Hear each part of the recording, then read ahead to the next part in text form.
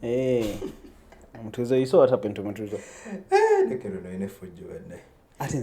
That timing. Which timing? The timing of uploading a podcast. This is the chance, the opportunity I get. You see the people behind there? They are responsible for that. There are people who have a lot of internet here. They study data. They understand numbers. They understand trends. And their one simple key performance indicator is to do what they do very well. They're not attached. Some of them have just clone accounts on Twitter, right? So they're not attached to anything at all. All they do is look at a trend. You see, the goal of this podcast, this podcast is very interesting, right? It's designed around friends, strictly. Friends, some mix of family there, but family which is also just friends, yeah? Sometimes it's hard to do business with family if they're not your friends.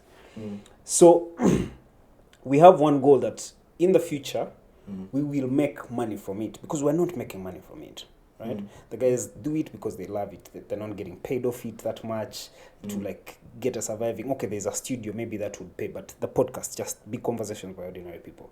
It's just friends doing it for friends. Doing it amongst friends because it gives them energy, it brings them together, and it's amazing, right? The conversations, people plug their own people if they want to listen to them or see where they're at in life. And that's just as it is about. So, it's run as a business. There's a social media team. There's the guys that hosts and are very interested. That is me and Kenneth. Right now, I think it's Onemi who's hosting. Kenneth is tied into some other things. He doesn't see having conversations as a priority right now. But me, I still see it's fit to have. Kenneth is your brother? Yeah, but also my friend. You look alike. But also my friend. So that is just how it is. So the guy running social media, if there's like maybe a scandal or what, they will maybe look through the conversation to see what is relevant. Because this is also another way of how people get onto the podcast. Because some of them are like popular online and whatnot. But it's not like I am looking for, oh man. No, like if you take away like attachments, it was a smart move. Okay, but bring back the attachments. How is it not a smart move? Like, what's wrong? Like, she said these things. Like, you have to own up to the things you see on a podcast. Yeah? Like, you want to have a conversation with someone you know that... my lawyer actually signed forms, which I am going to ask these guys to give you before. They made forms of compliancy that once you allow to come on the podcast, then this content can be used, right? Once you allow to share, why would you think that now what you have said shouldn't be brought up? Because you're in like some mix. Like, you don't believe in the things you say. Did you waste the people at Uvotam's time? No, I think you're okay. What I'm saying is like it's not that like sharing the podcast at time was wrong, but it's just that I think like her friends would have wished that she has like less attention at that moment.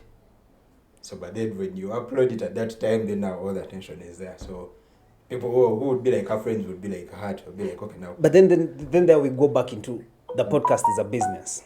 Yeah? That then at the core of it all, that is why we do the podcast. That when it is most relevant is when people should know. Like when you're most relevant as Raymond, we'll bring back this story. I have stories I've not published, right? I have the owner of Tugule, where I'm also a co-founder. So that is really one of the only e-commerce startup here that has not had any funding, but it has done its job. They're unique, they're authentic, that they're shipping in stuff from like elsewhere. So I have a story with Gali Wango that I have not released. He probably doesn't want me to release it because he doesn't trust he doesn't trust like a confidence he was on the podcast, some of the things they said, but there are bits where he's talking about the process, right? The very relevant. Right now we are chasing up on like crazy funding for this startup. And once we get that money, they could actually buy us out now that it's possible that natives are showing us the way. Once they buy us out, these are stories I can bring back. Yeah. Remember, this podcast again is produced by Uvotam. Now, Uvotam's tagline is "Only humans tell stories." Yeah. We believe that in a world where AI and tech and machines are taking over, the only one single power a human will never run out of is the ability to tell their story in their own way. Yeah. So this is why we want to interact with as many people as possible. This is why it doesn't matter whether, if your nudes leaked, right, and you're in the podcast saying sense, the podcast could save you. People would think of you otherwise. Like, that guy is just not a perv. Like, he knows something. He has been to Italy, at least. He has boarded a plane once in his life. He's known what we think about him. Like, people don't think about it in that time. But sometimes I felt like what Big Conversations did in that moment was a plus for her. So that means the problem is people just... and people don't listen. Like the whole idea is now actually go listen to this. Because she's talking about all her single mom shit, all the stuff they were discussing. The baby daddy and whatnot. Like the snippets of this, the bit about these conversations. We talk about, it's long, right? We drive it, we reach a point where we want to know just about you and whatnot. And that is what people want to listen to. I was listening to this guy. Tucker Carlson with Andrew Tate. So Andrew Tate's conversation when he had just left prison. And so Carlson, at first I hated these conversations I was having, right? Because I could go off and Martin says, man, you are so high. You didn't have to talk about sex. So I was just listening to a very lengthy conversation that probably it premiered on Twitter, right? Now Twitter can show longer conversations. But the questions Tucker was asking Tate, the questions, when you look at all the 6 randomly, because you would ask Tate, what do you think about pornography? This is what I ask people when they come on my podcast. What do you think about sex when you're not married? Things like that. Like, they're so random, yet they are so critical that if you're not smart enough, you won't think. You'll just answer, but it needs you to think to answer. So when a time is relevant and now it is, the attention gets, you then realize that, oh man, I went to a podcast and I got so excited, I didn't think. I just said things. Now it's time for people to listen to the things I said, and I don't trust them. It means you disrespected me as the host of the podcast. You disrespected the studio for investing in the podcast, because they do invest in the podcast a lot. Yeah. So that's the issue with the Motizo thing. But back to you, Raymond. How are you? First, introduce yourself to us. Let's see. Raymond Kazibwe. I'm a Ugandan by birth, Ugandan by everything. With Italian citizenship? You don't? I only have residence. Do you have citizenship elsewhere? No. Just Uganda? Yeah, just Uganda. Yeah, I was born in Kampala, in a suburb called Kasubi. Yeah, that's where basically I grew up. And and then after some time I moved to Italy to study, and then a while ago I came back.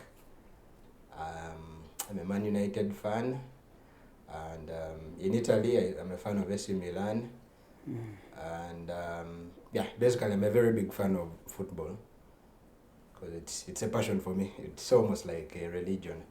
Do you agree with the guys that have the research that was done? And proven that all the time the victory Man U has from back then was just stolen victory?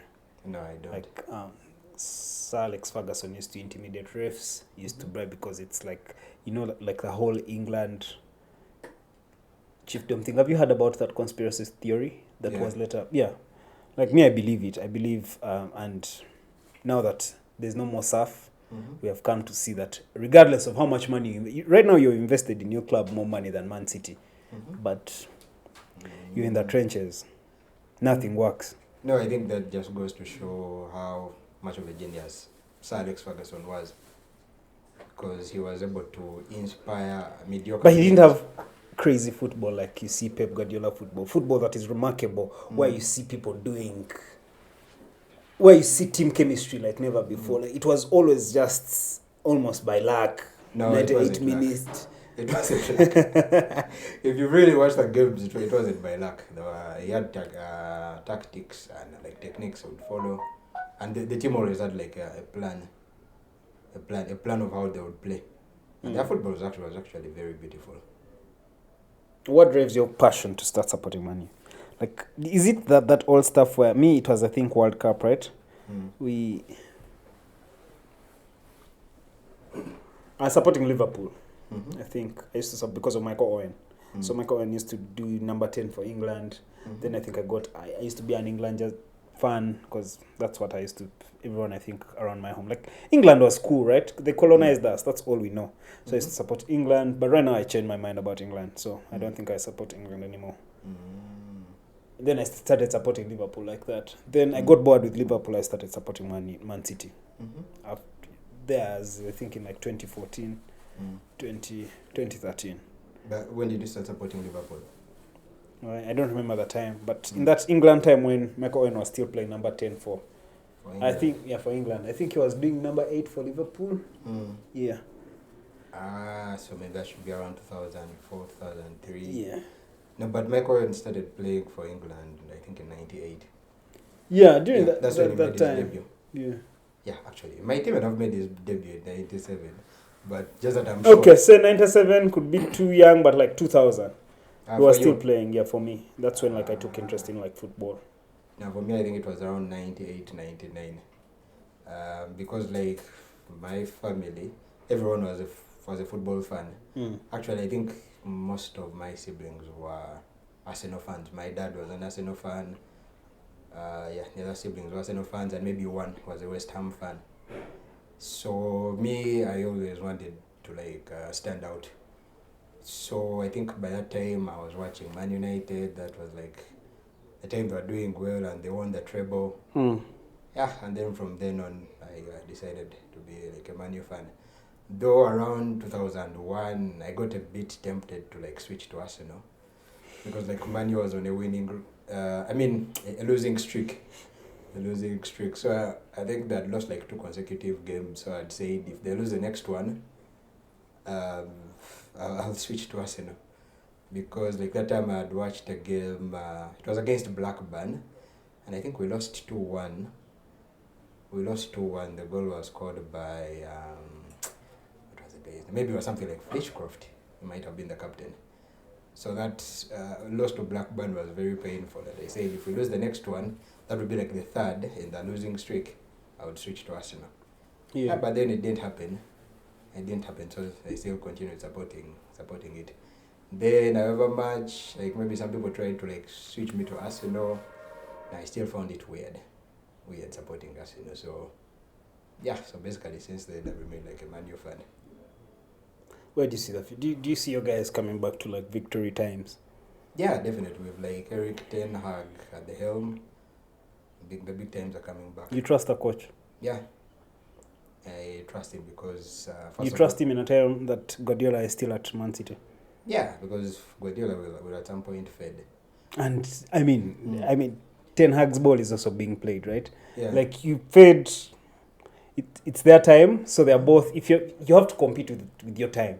So right now, if you can't beat Guardiola, that means you won't be able to beat the phase after Guardiola because it will be better. No, I don't think because like right now, of course, Guardiola is superior to Ten Hag because he has like a sharper football mind and he also has like more experience with winning. Yeah, not with winning, but even just in football. Like he has coached for a long time, he knows how things work. But for this moment, I think given the fact that Guardiola tinkers with these teams a lot, I think that's why we can get a chance to beat him. I hope so, but I don't think so. I think you guys are gone. You just have to agree to it. Okay, now let's go into the hard stuff, the big conversation. Actually, I hadn't told you the languages I speak. Yeah.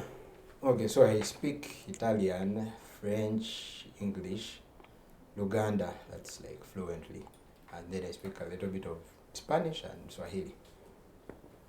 Yeah, so how was it really learning how to speak Italian? Like, how did you even learn? Like, how do you learn a new language? Like, okay, English were taught in school, right? Yeah. Also, but for me, I learned from like movies. Movies and rap music. Rap music and music in general. So, yeah, really, movies, rap music, and cool kids who had exposure. So I could listen to how they speak. I fall in love with how they speak. Then I want to speak like them. Listen to music. Listen to how like T.I. is rapping. I want to rap like I want my accent to flow like that. Then I try and copy that. Listen to like a movie. See how which words guys are using. How they are constructing sentences. And that is how I learn English. like in process. So, but I can't watch like a French movie and learn that stuff, right? Like it's not the same because that's not what people speak.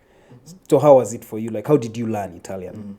Tell me through that. Were you studying? Were you like having translators? Just take me through that process. For Italian, well, actually, the good thing with Italian, it's a simple language.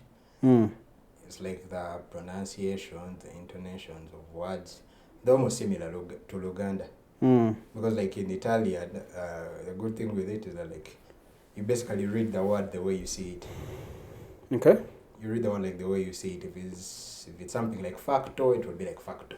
You pronounce it as facto. If it is legge, it will be legge. Unlike French, whereby maybe just that the word that's coming to my mind is a vulgar word, so I can't say that. Okay, étudiant. That's like a student. But when you look at it, if you read it as it is étudiant. But the French people pronounce it as étudiant. So the beauty with Italian is that the word how you read is how you pronounce. Like student is studente. You read it as studente. So that means it's so easy. I can learn it in a day, right? Now, like I can read it on a paper. Yeah. Yeah. Okay. No, but you can't learn it in a day. Well, I think the process of learning also depends, let's say, like on your background. Because like for me, since I had like a French background. Had you done French at college? Yeah. I done French at college. I got a D1, then even A-level I got an A. So, Wait, you did it for 6 years? Yeah. So I basically I knew French already. So given the fact that I had a French background, it's like much easier for me because the patterns of like the conjugations, the grammar, they're all like similar. So to me, I kind of see like Italian as like a lazy way of speaking French. Because like usually if I'm lazy or tired, Italian comes like much easier to speak than French. Yeah, so yeah, my knowledge of French also helped a lot to like learn because now like in that way I'll just know like the conjugation patterns, the tenses. When I know them in French, I just know in Italian I just have to think of another word, but like the pattern is the same. Okay. So it was simple, but even for a Luganda, someone who has learned Luganda, I think it would also be. How much time had you spent in Italy? Like the time I spent in Italy. How much time did you spend in Italy? I think it should be around 8 years. That's a lot of time though. Yeah, but for me, I think within 6 months I could speak Italian. Yeah, I could speak the language because like the day which was like what do you call it? Maybe the nirvana moment. The day when I realized was when I was on a phone call. I was advertising a place to rent.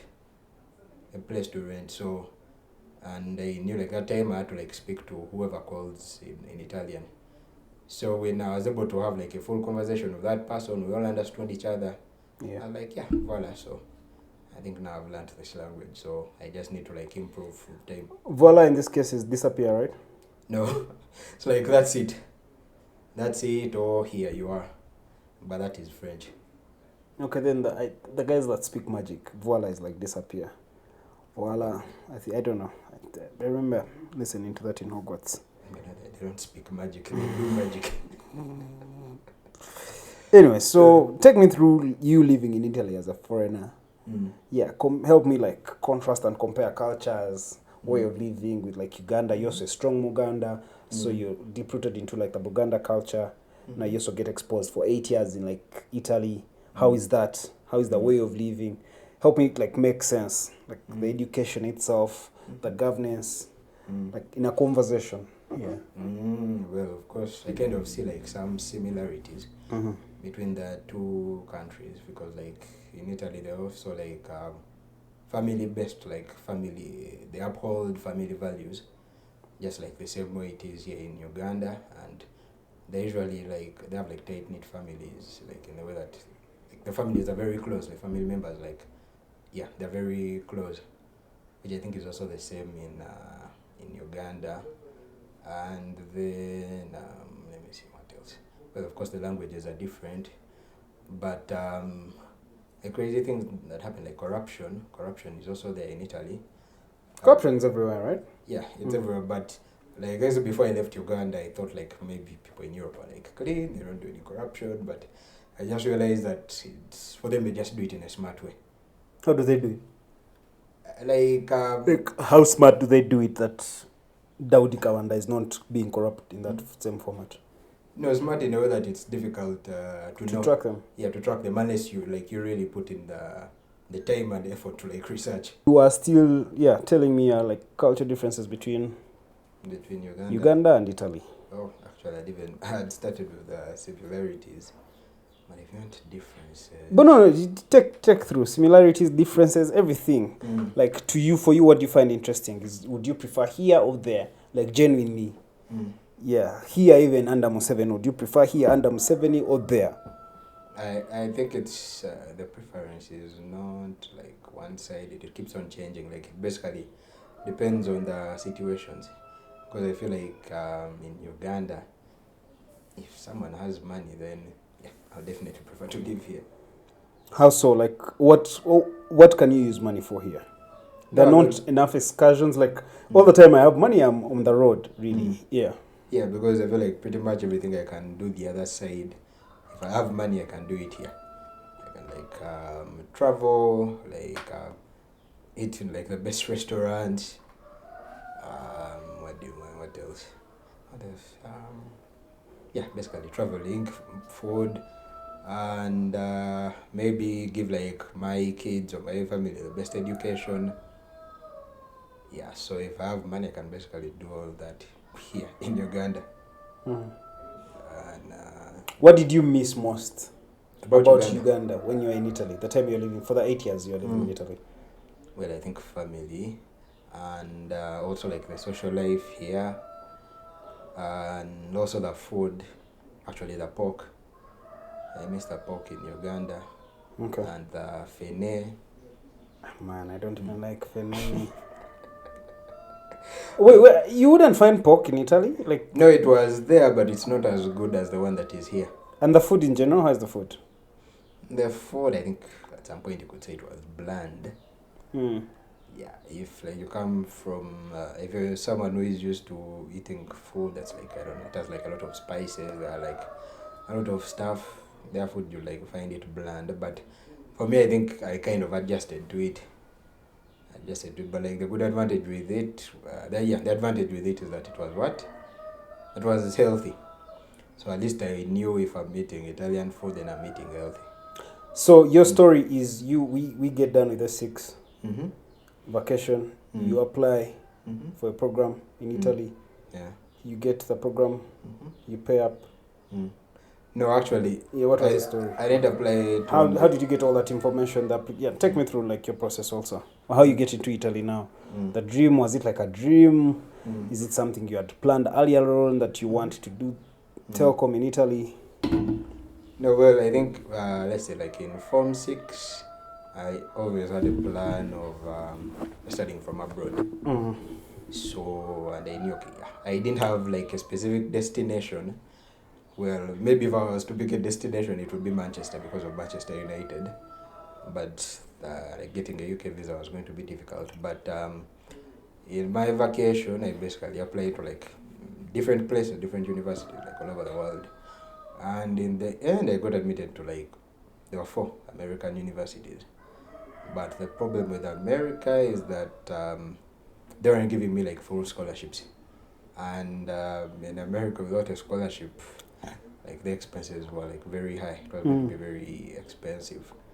So as I was still figuring out America, I had also applied to Italy because like I knew someone who was there and he told me about it. Yeah. So I kind of, I just did the application to Italy just for the sake of doing something, but it's not something I was really like thinking about. So you tried and got it, then did it?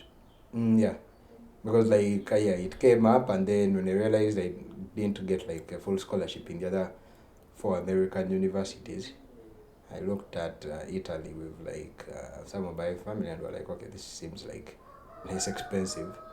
It's less expensive than the US, and like it would be like should not say like an easier option. Yeah, basically like an easy option than like US, because like going to the US without like a full scholarship, that was going to be a bigger struggle than Italy. Yeah, so that's why I opted for Italy. And then I went to the embassy, I processed the documents. Yeah, and then after I got the visa around late August.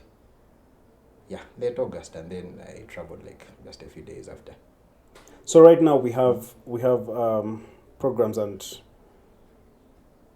organizations like UG Scholar, right, that provide and help students with information on where they could get scholarships and how they could survive, what are the best they can do, options. Was it the same for you? Did you have programs for that, or? I didn't have anything like that. I did most of the research on my own. Okay. Yeah, because I did most of the research about Italy on my own. And even like process of processing the documents, but pretty much on my own. But I wish maybe something like that was available. Then it would have been like very helpful. Yeah, right now it's really dope because they help you get all this information, close all the information you could need, what you would need to survive, what amounts you have to pay. They have boot camps going on. I feel like people now need access. Parents and students need platforms like that can give them access to information, to also like gain like a whole trust, no scams, something like that. I think the other things are very good, but I think the problem with Ugandans is they don't want to pay for those services. Most people want like free stuff.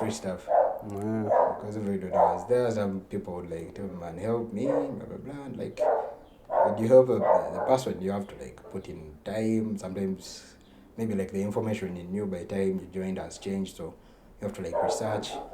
And like you put in the time, you do all the research, and then at the end you realize that the person was actually just joking. So so you really have a bad experience working with fellow Ugandans. But anyhow, what were the expectations for that program? My plan was just to go there, get a degree in telecommunications, probably have some work experience for like maybe 1 or 2 years, and then come back to Uganda. Like I didn't really envisage myself working outside. No, like staying there for long. The only thing that was in my mind was simply getting a degree, getting the experience, getting like anything I can obtain from there, and then come back to Uganda. So, and in the time you're there, how long had you gone the degree? You lose your mother, may her soul rest in peace. Wait, could you repeat the question? How long had you gone in the 8 years? No, it was like towards like the end, because like when my mom passed away, then just a few months after I came back. But you were almost done. You were done. No, because I had changed courses. Because when I went, I was doing telecommunications, and then after some time, the university decided to like upgrade the telecommunications and electronics degree. They combined them into one, and they called it electronics and communications. So like basically anyone who was doing telecommunications or electronics was asked to like switch, because like they were no longer teaching the previous 2 degrees. So then I switched to ECE, electronics and communications. But then after some time, I realized that computer engineering had like more interesting subjects, and it looked like it had like more opportunities. Yeah, more opportunities. So I switched to that. So by the time I left, I was doing telecom. I mean computer. Do you want to talk about your mother's death? Do I what? Want to talk about your mother's death? How that? Yeah. Maybe a little. What that meant. What it meant. And how that felt like. I lost my mom as well, but I was very young, right? So I don't think it's the same density with someone who has had a mom with them when they lose them. Yeah. So for you, how was it like for you when you lost your mom? What was going through your mind? Like, do I have to tell like the whole story of like how What it you can tell me, transpired? what you want to tell me, what you're comfortable saying. Okay, this like my mother dying. Well, that's something I'd like never thought of because she was someone who was always healthy. I'd never seen her down because of sickness, so it was something I'd like never imagined. So even like the day before she died, I think we had texted, and she was asking me when I would be like coming back. So I told her about like there are some issues I'm still sorting here in Italy. Then I have to apply to get a visa to go to the US. Then if I like secure that, then I'll be free to like come back to Uganda to see you. And then the last thing she asked was, so you mean you're not going to come back like anytime soon? I said, no, I would love to, but I have to like first sort out these things and then I come, but I'll try my best to come. So that was the last conversation. And then the next day, I think it was quite strange. Yeah, actually, the day started well because I just moved into a new house, and I was still like checking in. I was looking at like the various parts of the house, and everything like looked so beautiful. The house was beautiful. It had like a very nice kitchen. The room was like nice and spacious. And I sat there at some point, I'm feeling like, wow, it seems like too good to be true. I can't believe this is all mine. And then after some time, I was on the phone, and that's when I think I was on WhatsApp. I like just saw a message that, okay, maybe my mom has collapsed. So I'm like, that's nothing. Like, what? She's going to recover. She's going to recover. She'll manage. And then after like maybe 1 hour, that's when I got the update that like she had died. So when I looked at it, I thought, maybe it's my blurry sight, and I threw the phone away. And then after some time, I went back to like check on it to confirm. Oh, it's actually the same thing I was seeing as before. So at that moment, I didn't even know how to like react because it's something I never. Do you feel like she was trying to tell you in the conversation you had had? Trying to tell me like what? And she's going. No. That's why she had insisted on asking when you are coming back. No, I think her insisting on coming back because I told her at some point that I was unwell, like I wasn't okay. Okay. So it was more of like asking me what if I'm going to come back like soon. Yeah, but well, maybe in retrospect, you could. Were you coming back in those 8 years? Yeah. How often were you coming back? I say coming back like around 2017, 2018, then I decided to take a break. Yeah, so the last time I've been to Uganda must have been like 3.5 years after. Okay. Yeah, so maybe in retrospect when you look at it, you can say maybe she was trying to say bye, but I don't see anything of saying bye, but like maybe when I listen to like other people's stories. How are you recovering from that? You might never recover, you know. There's pain we just deal with for life. But for you, you know how they say mother's love is as long as geisha what? So now it's no longer there. Yeah.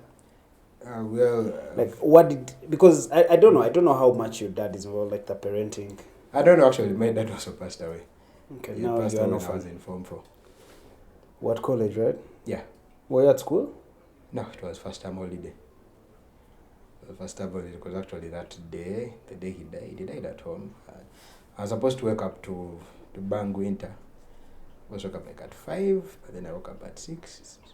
And at 6 that's when I had people saying, oh, like he has died. So by the time I went to the room, I think like just passed because like I didn't believe it, so I had to like first touch him, and even like the body was still warm, but just that his eyes were not moving. So yeah, that's how I confirmed that he had died. But like basically the first day, I didn't feel like he had died because me I was even laughing or smiling because it had not like hit me, and even like trying to like tell family from like let's say like different parts of the world, and they were saying, but you don't get to like what's wrong with this guy. He's not even like sad at all. He's like smiling like nothing had happened. So for me at that point I was thinking, okay, maybe he has gone somewhere. He will come back. But then I think the time when it hit me that Dad was I think it's called the Requiem Mass, like that mass they do like before like the burial. So during that mass, when I saw my eldest brother crying, that's when it hit me that this person actually died, because like my eldest brother was like let's say like the epitome of like being a man. It was like the strongest man I knew. So by the time I saw like the strongest man in my eyes crying, that's when I realized, okay, this is something big, and like the person has actually died. Gone. Yeah, has actually gone. Yeah. What are some of the greatest lessons you remember learning from your parents? Well, my parents, I think the main thing was education, because my dad told us that the only wealth I'm leaving you with is education. I'm not going to give you like my property or anything like that, but your wealth is the wealth I'm giving you is education. And the next thing was the faith, the Catholic faith, to like be steadfast in it, because Are you still Catholic?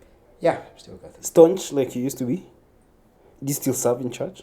No, I think I'm too old. But okay, let's go back to to the lesson. Yeah, basically, to always remain firm in the Catholic faith. Yeah, and then what else? Yeah, those were the two main things: education, Catholic faith, and then I think one other thing my mom had told me was what would she said? Like basically, I think something. No, the memory is scanned. It was like probably like a proverb or a saying or a mantra, something like that. Yeah, but just that I can't remember it now. But yeah, the biggest lesson was education, the faith, and then even the culture, the Uganda culture, like to be like let's say like a strong love of the Uganda culture. Yeah, because I feel like they really did. They did that. How much do you think you love our culture? Like, what are you doing for our culture, for us to... For Uganda? What am I doing? I think I've taught some people Uganda. I've taught some people Uganda. I've taught them about the culture and its traditions. And I've also promoted the Uganda language everywhere I have traveled. And pretty much that's in a nutshell that's it. Maybe like some other things could come up like later, but I feel like I've done that. And so this whole time your mom passes away, you're still studying. Did your life change? Well, definitely it's changed. Because like the moment she died, then to me it just felt like the end of the world. I couldn't see like anything beyond that, and it was a very difficult time, because like at that moment basically life had to move on, because I was supposed to have a visa interview at the US. For the US, yeah, in the same time. And basically that same week, like let's say she passed away on like 19th, and I was supposed to have the interview within like those 10 days. Before the end of the month. And I think at that moment I hadn't yet even like confirmed the interview, because like I had requested for the interview to be brought forward since I had like little time, but at that time my request hadn't yet been granted, so I was still waiting. So as I'm waiting for that, then my mom passes away, and then the first thing on my mind is like, okay, go for the burial and maybe stay in Uganda for like some time. You came back for the burial? Unfortunately, I was unable to. Yeah. Due to like, I remember you were unable to. Yeah, due to COVID travel restrictions. Because like at the airport, I was fine. I didn't have COVID in me, but like when we did the COVID test, it showed that I was positive.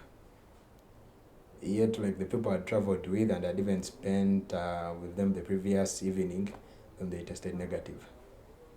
So at that moment there was nothing to do. I just had to accept that you can't get on the plane, and I had to like go back to home and I isolate.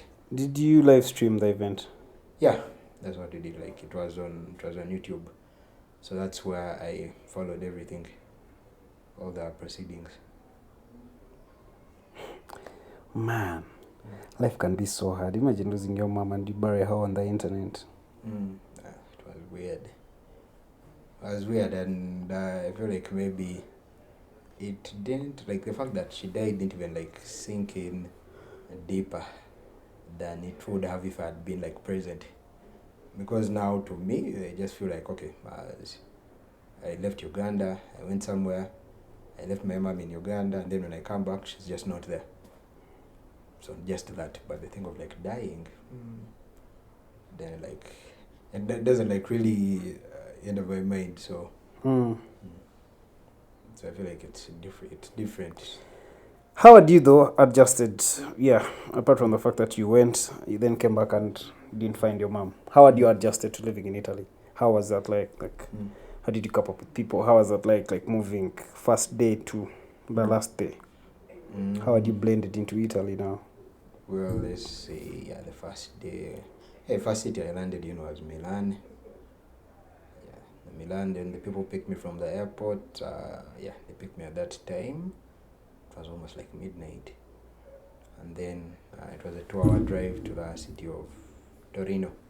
Like in English they said Turin, but the locals call it Torino.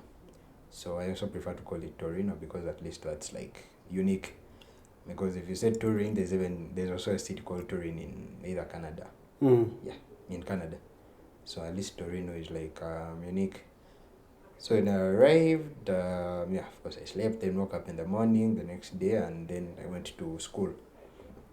I went to school to like go through all those entry procedures. Yeah, the entry procedures at school, working on like documents and things like a residence permit, because like in Italy, they have a rule that like immediately you arrive, you're supposed to like declare yourself and then start you apply for the residence permit. Yeah, so I started that, and wait, what the first, because I arrived on around the 4th of September. 4th of September, I think 2013. Yeah, 2013. So those first 2 days were basically all about documents, because there are like some deadlines I had to beat. Yeah, so the month of September, we didn't have class like immediately. I think we had like almost like a whole month of basically, I think, just orientation, because like I arrived before classes started. So in this whole time, are you networking with people? Are you like a social person that it's easy for you to like chunk up a network with people? Are you like homesick? Are you dealing with that? Did you have a girlfriend and you're emotionally disturbed that now I have to move on? Or some other guy is going to like be with her? Things like that. Like, what is your mind space into one new society? Now, like, things to do with girlfriends. I'd ended all those things like before traveling, because I didn't want anything to like hold me back. And I didn't want to maybe keep on telling someone that, okay, I'm going to come back after this time, blah, blah, blah, like to make the person wait. So I didn't want any of that. So I went there when I'm free. So yeah, in those first days, there was basically a lot of socializing. We'd go for like parties, because like in the clubs, there used to be like theme nights for countries. Like today it's maybe Uganda night, the next day it's Mexico night, another day it's a Polish night, another day it's a Brazilian night. So another time it could be Spanish night. So yeah, basically all those like different nights, and where we'd like get to meet different people. So of course at the start I didn't know the language, but I was basically hanging around, I think, Spanish speakers. But then at first it was like difficult to tell the difference between Spanish and Italian, because they kind of sounded similar. But the way I could tell that they were speaking Spanish was if they use like they make like that sound, the sound, because it's like in Spanish, the Z they pronounce it as so like what you would read as Zaragoza, they read it as Zaragoza, something like that. So like yeah, that's how I would tell. And then in like the school environment there, I was like mainly with Chinese students, because when I just come, I didn't see like any Africans or any. There weren't even any Ugandans, of course. The whole time you were studying in your class, there were no Ugandans? No. Damn. There was no Ugandan. I was the only one. Because actually in the city of Torino, only three Ugandans. So at that point, if I wanted to speak Luganda, I would either have to take a train or speak on phone. Yeah. So basically that was it. So with time, even the language kind of started fading out a bit. Yeah, but anyway, back to the school thing. I was mainly with like Chinese students, because I think one of them befriended me, because like told me, "Hi man, I want to like improve my English, blah blah blah." So then I start hanging out with like basically his crew, because like for them to understand what I'm saying, they had to like first listen, and then they discuss amongst themselves, and then afterwards like they make themselves understand, and then when he understands, then he responds. Yeah, so like instead of like hanging out with one person, I would end up hanging out with like the whole group of Chinese. I've not really lived with some sort of language barrier before. I wonder how that would be. So I remember even after some time, one African guy I met, he told me that at first when he saw me, he thought I was Chinese, because I was always with Chinese students. Yeah, that's what like the group. I think the guy was called Wei Shu, but the Shu is spelled as XU. Are you still in touch with these Chinese guys? Of course not. Why not? No, you're living together like 8 years. No, I wasn't with them for all the 8 years. Because like I met so many other people. So many people from like different countries, different everything. So I didn't stay like in touch with like many of them, because like abroad, like the friendships there are more of like for the purpose why like the two of you got to meet. When like basically that purpose disappears or the activity disappears, then you lose touch.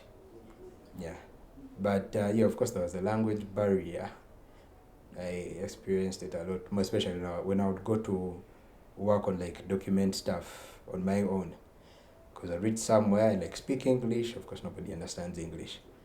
And translators, like phone translators? Phone translators, I think there was nothing like that. But I remember like one office I went to, it was a CAF. It was something to do with CAF, what was it?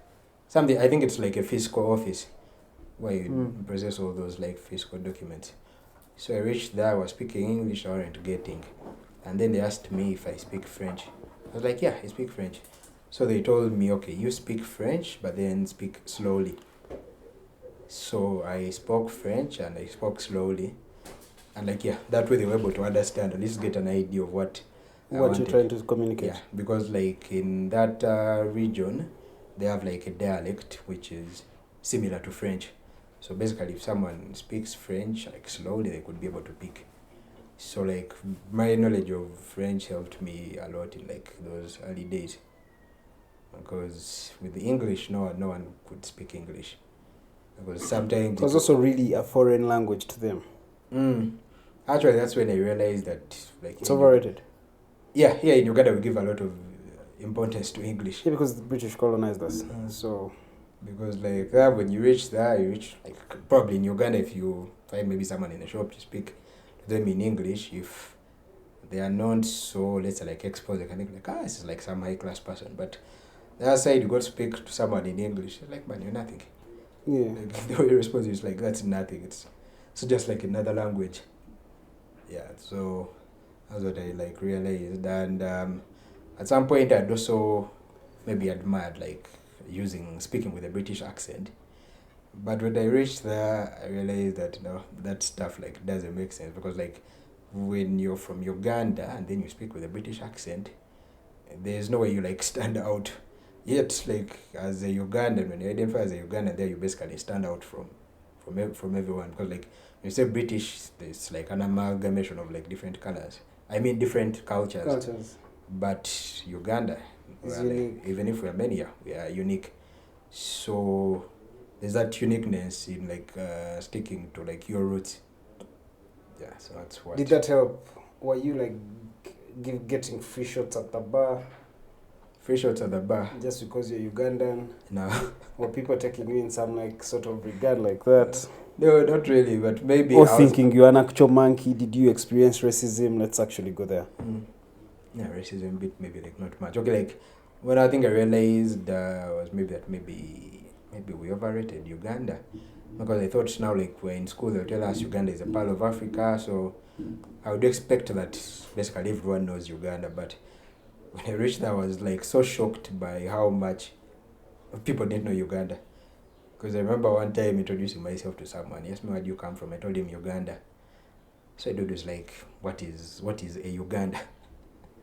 I was like, that's basically if I'm like translating, basically because he was like, cause Uganda. That's basically saying, what is a Uganda? I was like so shocked. I didn't know what to say. So and then I just ended up telling him, some country in the Caribbean. What did you love most in Italy though? Like some experiences you can recall back and you're like, like you see how people go to Amsterdam, smoke some good weed and talk about it all the time? Like such an experience. Some experience, let me see. Well, what was your best? What's so special about Italy that... I think the culture, the food. The food, I think that's like the most special thing. Because like those people attach a lot of importance to food and eating. Because like there you could basically ask someone like, what's your program for the day? Tell you, okay, maybe I have an appointment here, I'm going for like this seminar, I'm going to do this. But then I have a dinner at this time. Like the dinner is like the highlight of the day. So food is something they give a lot of importance. And they think their food is the best. But how is it? Did you like it? Yeah, I liked it. But I would prefer Ugandan food. For real? Yeah. And you just being like patriotic? No, it's not being for the camera? No. It's good. Of course, yeah, there are some like Italian dishes that are like very nice, but if I'm to like choose, I would choose Ugandan food. Which Ugandan food? The local dishes? Yeah, the local dishes, yeah. But even... Are you like a big fan of matoke? You know I'm a Uganda, but I don't really like matoke. Yeah, definitely. I like matoke. And I actually missed it a lot because I said we never used to have it. The only thing that came close was basically plantains. But they don't taste as good as matoke. And even like the matoke, which people would call matoke their side, it's just seemed like a knockoff version. So it didn't taste like the real thing. Okay. Now let's go into the big conversation now. What do you think about Twitter now that Elon Musk has made all these changes? Are you like a fan? Because you're always on Twitter, right? Like I follow up on conversations. What do you think about new technology, really? No, like Elon Musk, it's called Musk or Musk? Yeah. I know, because that's for the correct pronunciation, because Doesn't matter. Having stayed in Italy, like I learned to pronounce things the way you say it. So sometimes Musk mispronounce something, so call it Musk. No, his acquisition of Twitter, I don't know, not in support of it, because he's really changing a lot of stuff. How have you been affected? How do you feel you've been affected? Well, now basically this the character limitation. Like at first it used to be 140 characters, and I was okay with that. But now... But 280 changed with Jack. You didn't change with Elon Musk. No, but now, by the time people can publish a whole book of 5,000 words. Yeah, you're saying with the Twitter blue. Yeah, I think more power to the creatives. I like that. No, for me, I wasn't a fan of it because, at least I knew on Twitter I'm going to be reading short stuff. If I want to read paragraphs, I would go to Facebook or some other site. So I felt like in that way, Twitter lost its uniqueness. And then the addition of things I think was it stories, but I think that one was short-lived. That one I felt like was just changing Twitter completely. But look at how now you can just earn money from this podcast. Okay, now me, I'll earn money from this podcast, but you won't because I'm the creator going to publish. But yeah, the fact that now as a creator you are given this dough to make a living off your creation for publishing it. is dope. Like it challenges everything else, every other argument, because what all these apps have been doing, what Meta does is get your data, they trade it to the advertiser, they make a killing off that, and they are happy, right? And you just keep there. Of course, you market, it gives you access to all these people in like a nutshell.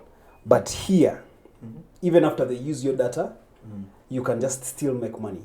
And I think that's incredible. Like, yeah, that's some genius stuff. Yeah, I think for like for the creators, most of the changes. But everyone then can become a creator. Like your tweets, you can be paid off just you tweeting, because that's microblogging. Yeah. Like if people engage your tweets and you surpass, you get money off that. I think that's something dope. Yeah, that would be dope. But I think to be able to do that, you need to raise you need to earn like some sort of like status. Yeah. Which you can do. Don't you think you can earn like some sort of status? Yeah, it's possible, but that would be like too much work. What are your plans for the future? I prefer to be like free, just to use Twitter just like a user, not like someone who is famous. What are your plans for the future? My plans for the future, well, currently I'm studying ACCA, and I hope to complete that and try to establish myself here in Uganda. As an accountant? As an accountant, yeah. ACCA is like 2 years, right? No, it's not 2 years. No, it doesn't really. They are just like 13 papers, so it just depends on how fast you can do them. So usually it's like maybe 2 years. Some people, if you're like very sharp, 1.5 years. Yeah, but like it just depends on how fast you can like do them. And then I'm also trying to figure out my life's purpose, or like my direction I'm supposed to be like taking with my life, because how are you doing that? That is actually because like in Spain, by spending time in Uganda, that's like one of the reasons why I came back, because you're born here, you were supposed to come back, like this is your home. Like you're speaking like as if you're like some Italian who just comes to visit Uganda. No, for some people that's how like it becomes, if like you're just coming. Yeah, actually, to all the conversations, people who spend a lot of time. If you come like once a year, maybe once in 5 years, you basically become like an Italian, and the other place starts to feel more like home than here. That's why for like people who have spent a lot of time like outside Uganda, they find it difficult to like settle in when they come back. They feel like everything is like totally different. They feel like they can't manage their life here.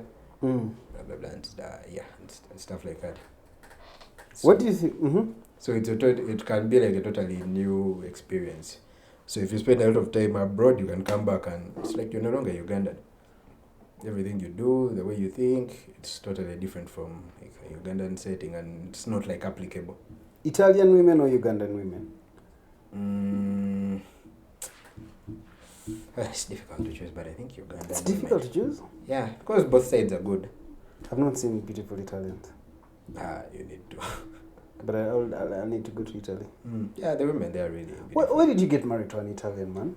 No, because it was not yet the time for me to get married. Okay, why didn't you get a child with an Italian? Like, why didn't you get babies in Italy? And leave them there, come back to Uganda, get babies here? No, the timing wasn't right, because I didn't want to bring unplanned kids into the world. Into the world, eh? Yeah, so... You'd have gotten like a rich Italian woman. A rich Italian woman. No, then that would make me less of a man. What the fuck? No! It's 2023. No, because actually, Italian women were very controlling. Very controlling. If you're a man, it's like they just want you to like stick to like basically them and only like their circles. So it was a point, because like there, the women are more, it's like more powerful than they are here in Uganda.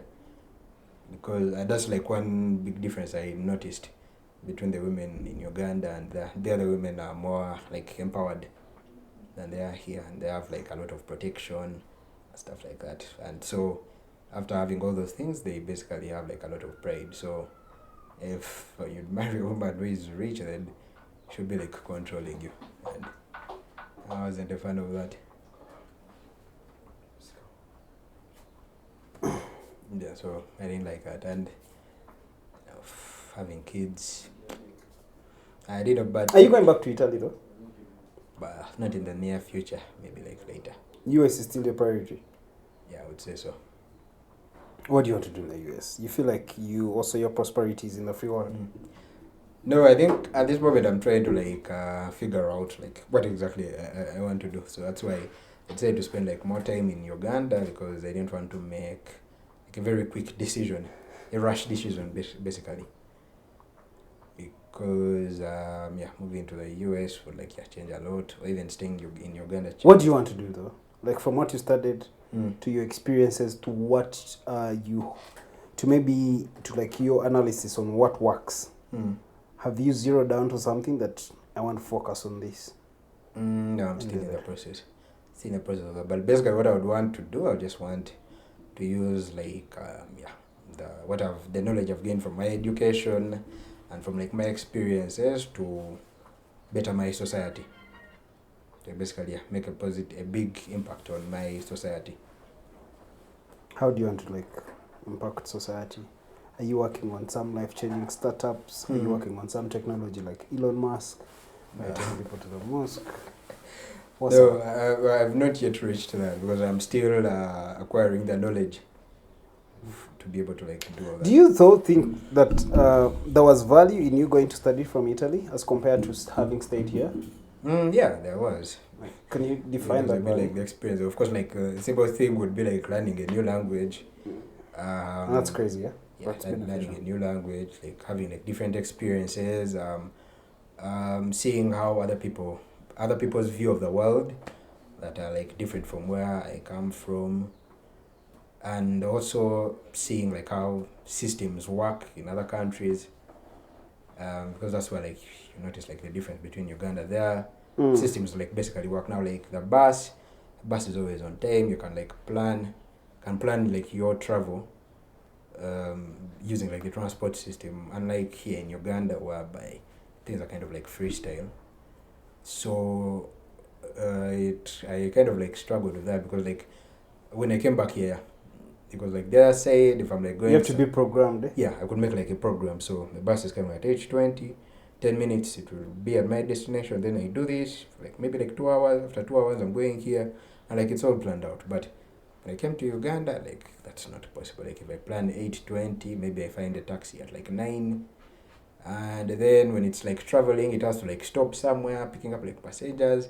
So in the end, I end up like arriving late for like my program, because here like when I just come back, being used to like their system, I could make like 5 plans for that day, but at the end of it all, I would realize that I've only been able to do 3.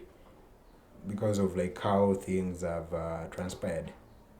So yeah, I feel like that's a very big difference. And then the value would be, I think I was also able to like visit some places that are important in the Catholic faith. Yeah, places like Lourdes, in Rome, all those which I think I probably wouldn't have done if I had like stayed in Uganda, because I think when I reached, I felt like, okay, these places are just nearby, I can go and visit them. So I think that kind of it brought me closer to the Catholic faith, and also viewing how like people practice faith in like these other countries. Did you also choose Italy because you're a strong Catholic? And Italy has like its capital being Rome. Yeah, I think that was also like one factor.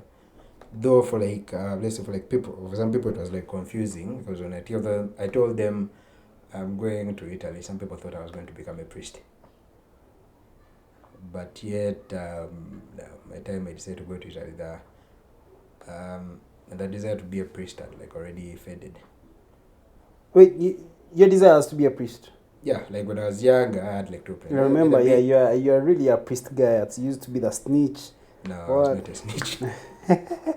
I'm joking. Snitch was just active in like church activities. So I think I reached a point where I was like, okay, so I'll either be a priest or an engineer. So those were like the 2 things I was looking at. And I actually got admission. How did you give up on your dream of being a priest? Okay, like first of all, I got admission to the seminary. I think it was probably Nyenga Seminary. Then I looked at the requirements, and Already they were telling me to come with things like a hoe, a rag. So I'm like, this guy is just, am I going to be doing labor in this school instead of studying? And I was like, nah, I think this may not be my thing. And besides, I'd got like a place in the Miliango. No, Smack I didn't have there, I was sold.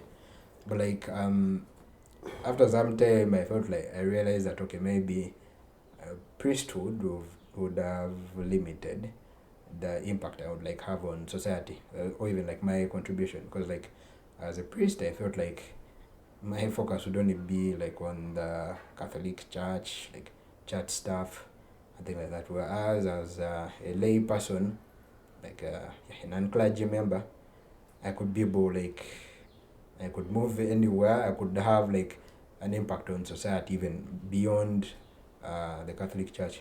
Do you think your addiction to Twitter has stolen away from your dream to impact the society? No, I'm not a Twitter addict. You cannot confirm that? I can confirm. Can you be off Twitter for 2 months from now? 2 months? 100K? No, 2 months. You can't. You don't tweet. That's how you can know you're not addicted. If you can't no, I'm not. At least I know I can be off for like some days. I can be off for a week. So I wouldn't call myself... my friends who use Class A substances. What? My friends who use Class A substances can do away without them for 3 days. But it doesn't mean that they can do away without them. Like, you can convince yourself for 3 days that, okay, you can disrupt yourself away. But the power of addiction means that you will still be pulled back, right? And this is what people don't realize with screen time. It's very addictive. It's as addictive as any addiction, really. Almost, you know, addiction in its form, in actual form, because some people get addicted to gym, is the same.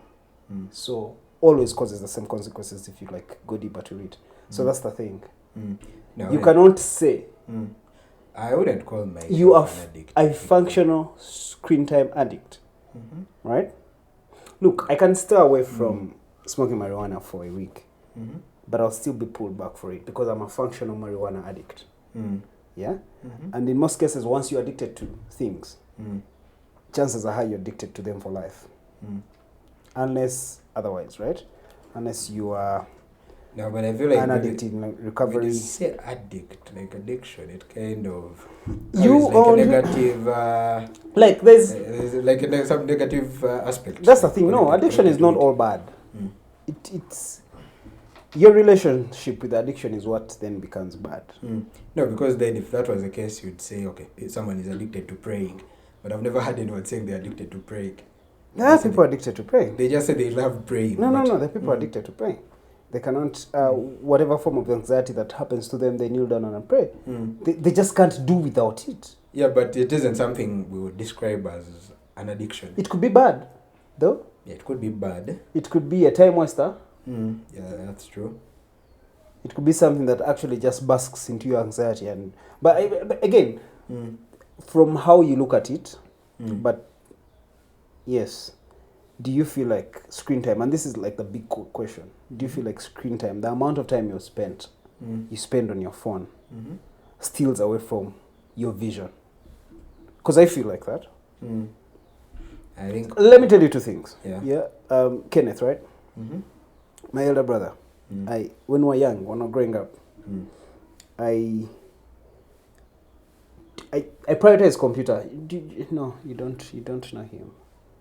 He didn't go to Mpoma. So I was with you in college. No, I just remember you were like a lab rat. Yes. Lab rat. Yes. So even where I went, I still kept up with computer, right? I remember, I think I won computer in Mukono, the whole of it. Probably. I got a D1, but my results were really good. And they brought them back. I had passed my paper. I think I had 99. So the guy who taught me computer is Ngonian, but he taught me extensively from Poma, right? So in that time, I'd really learned how to write code with HTML, because this is what we did at O-level. But because it was just really creating websites, which I still do, but it was just that.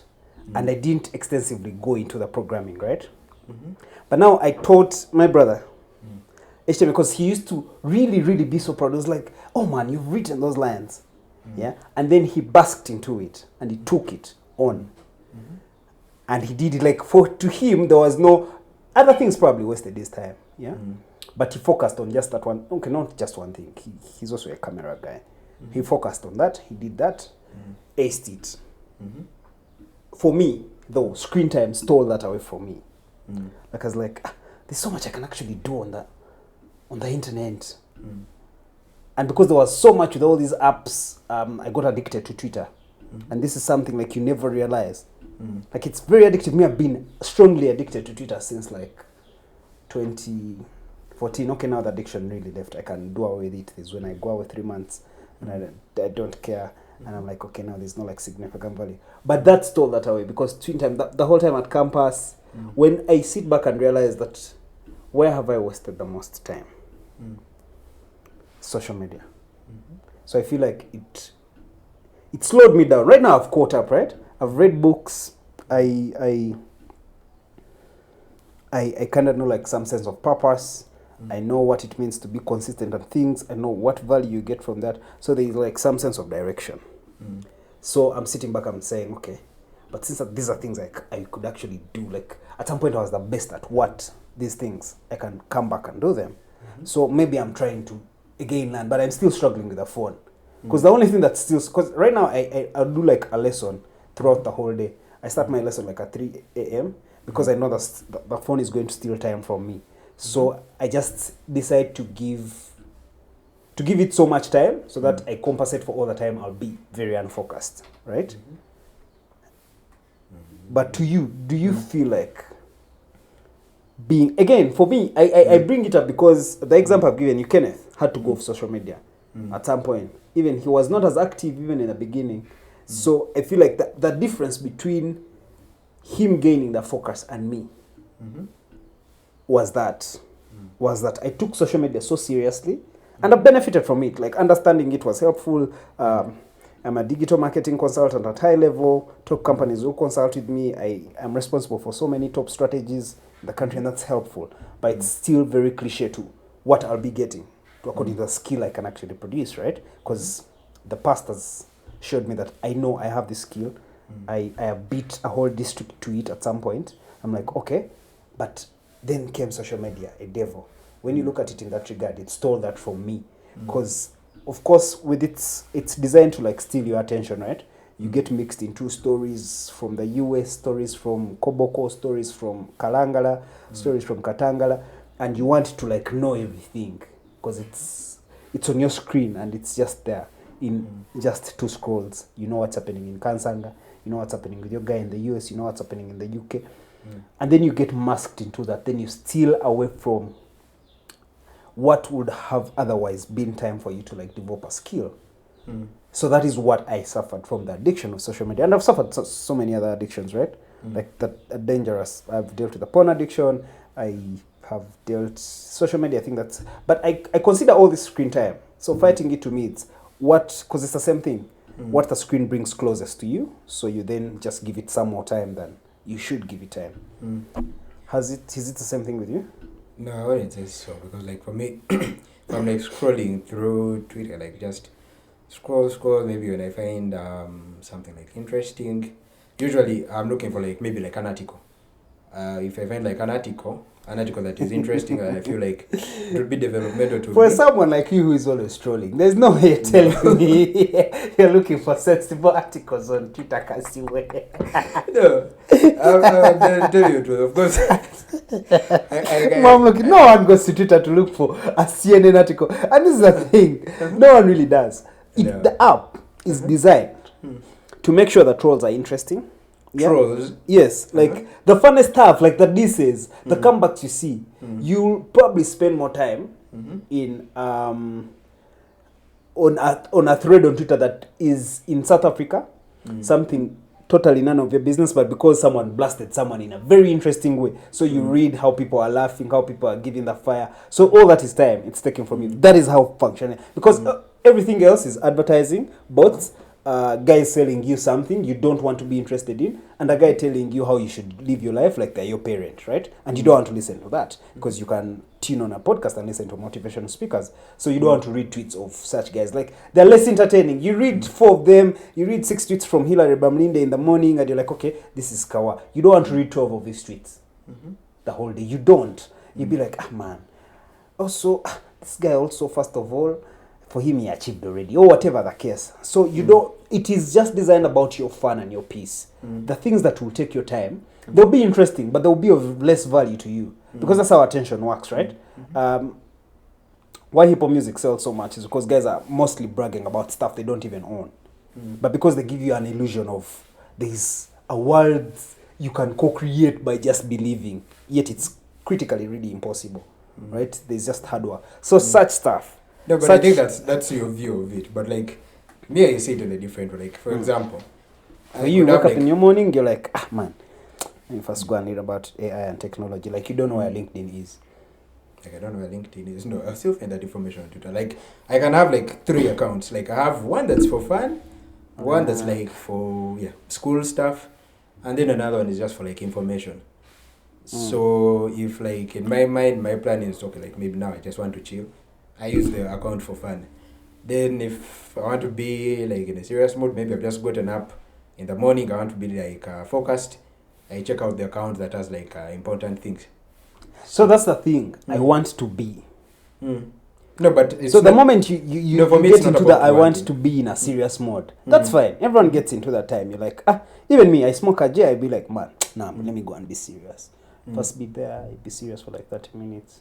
Then something interesting comes up. A notification comes up on Snapchat. I go to view a notification, then I watch 17,000 snaps, because there are very many, right? Then I eat another 40 minutes out of my class, or out of something I'm supposed to be doing, or my research or something, right? That is how, we don't notice how much that steals from us, because we feel like we have some sense of control around it. Like, when I want to be serious, I'm going to go and open 3 articles. Right now, it's even hard for people to read articles, right? It's also extremely hard for people to like watch lengthy videos. So you have to break lengthy videos to get viewership, right? Right now, what I would sell to... This podcast has quite a big following now. Up to 30,000 people follow it in viewership. That's like in the world, or just in the world? No, in the world it's even more than that, because it airs on TV. They air into about 9 countries, right? Some other TVs are also asking for it, but we really don't want to do the TV thing. We feel like they need to pay top dollar for like the conversations. The conversations, yeah. But the thing there is, we still have to break this podcast down into bits for the average consumer to actually take them in, because they do not have such a big attention span to consume a 5-hour long video, right? Yeah. And this is because of how much screen time has affected us. And we never notice. So, like any other addict, whenever you tell a cigarette smoker that, man, you're addicted to cigarettes, the first thing they're going to tell you is, man, me, I'm not addicted to cigarettes. Sure, 3 weeks, I can't even what. I can't be off the cigarettes 3 weeks. But can you really be off the cigarettes for 3 weeks? Then you'd ask them. And even if you are off 3 weeks, that is your brain being timed for that. Can you be off a year without an effect, without relapsing, without what? This is why people are always like addicting in recovery. So we never notice. So it is right. Me, right now, all my friends, I can tell who is addicted and who is not to screen time. The fact that you can't leave it, like the first exposure you get whenever you get around the internet is to open the apps, you are addicted to them. It's just up to you to know that maybe it's a good habit or a bad habit. How is it affecting you? So that brings back the question. Do you think screen time has affected your journey and your way of impacting society now? Do you think it's affecting your time? Yeah. Good. If you phrase it like that, then then I would say that's true. Because of course, sometimes when I'm supposed to be doing like more serious stuff, like on a screen. But if you like zero it down to just Twitter, then no. No, screen time in general, really. It could be Netflix, right? Yeah. That's the thing. Like, you could go off Twitter, then start spending a lot of time on Instagram. This is what happens with people. Then they feel like they're different. It's the same thing. No, Instagram, not when I actually got off it. I basically just have an account, but... You felt like you don't want to give them information? I haven't checked it in like probably 6 months. Now that is something, you're not addicted to Instagram at all. No, at some point I was addicted to it, but then there reached one point where I was scrolling and it showed me that you viewed all the content for these days. I was like, hey. Oh yeah, I remember actually Instagram had content limits. Yeah, it will show me that you've seen everything for today or the first 3 days. Yeah. So that's when I realized it's a lot. So yeah, I just started slowly, like off like 1 day, off like 3 weeks. Then one time I deleted the app, but then I felt like that would not be empowering to me. I felt like being empowered would mean having the app, but not opening it. So that's what I did. I reinstalled it, I left it there, but I never opened it. And then it started like 6 months, a year. Yeah, so now I'm like no longer like addicted to it. Unless like I can only open it if someone tells me, okay, there's this thing you need to check out. But usually now with like Twitter, I don't have to go to like Instagram. Anything that is important, you still find its way to Twitter. Or it is important or interesting, you still find its way to Twitter. So I feel like now with Twitter, I don't have to use like other social media platforms.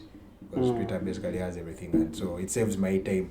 The time I would have spent on like Instagram or like Facebook, it's on Twitter. Did you sign up for Threads when it came up? No. Because I trusted things were going to get back on Twitter. Because I knew that was just like a temporary glitch that would be resolved. Okay. Now, you did telecommunications, right? Yeah. Does teleporting fall under that?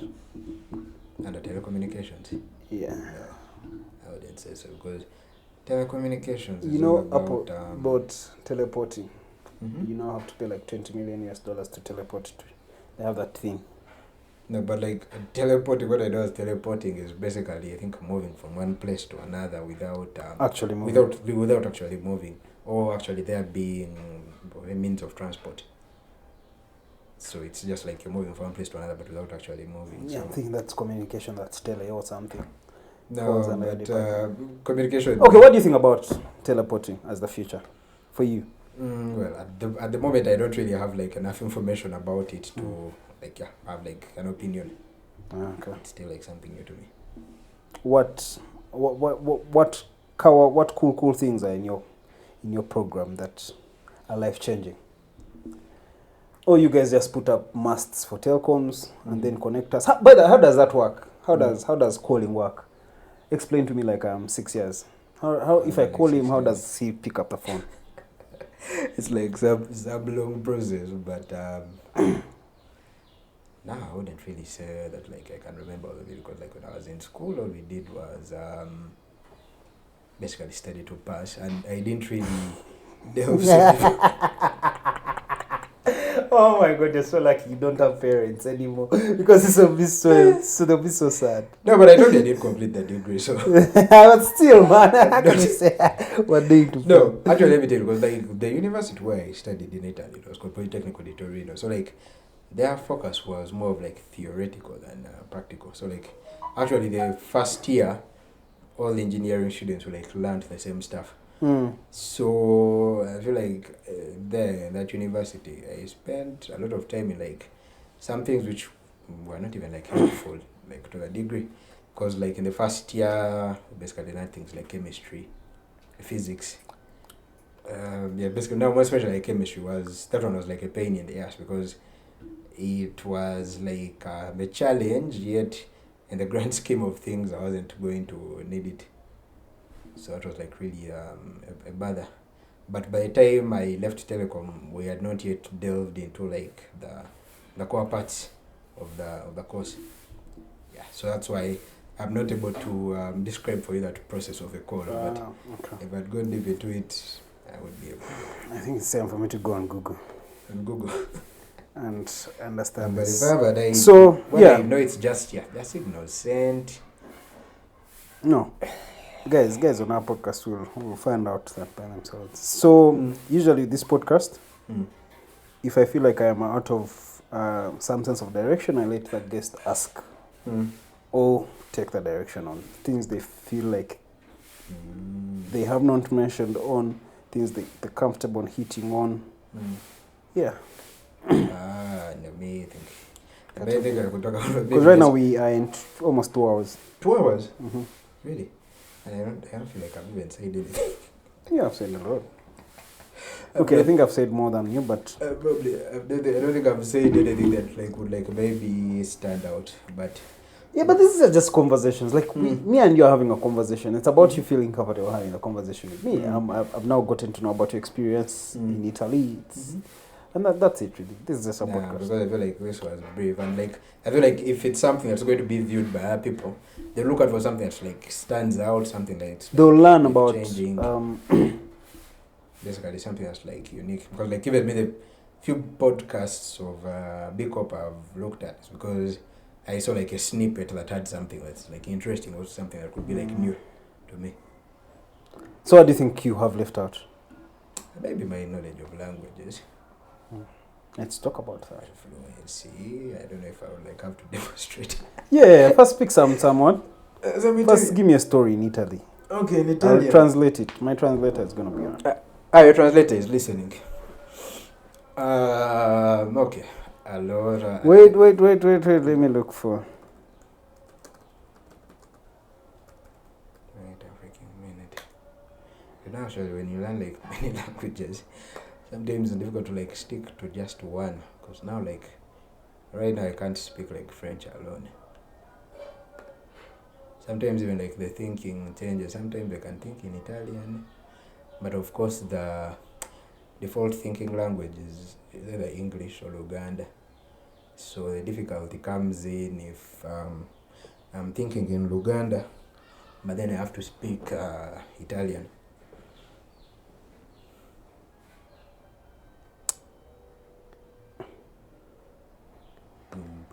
Wait.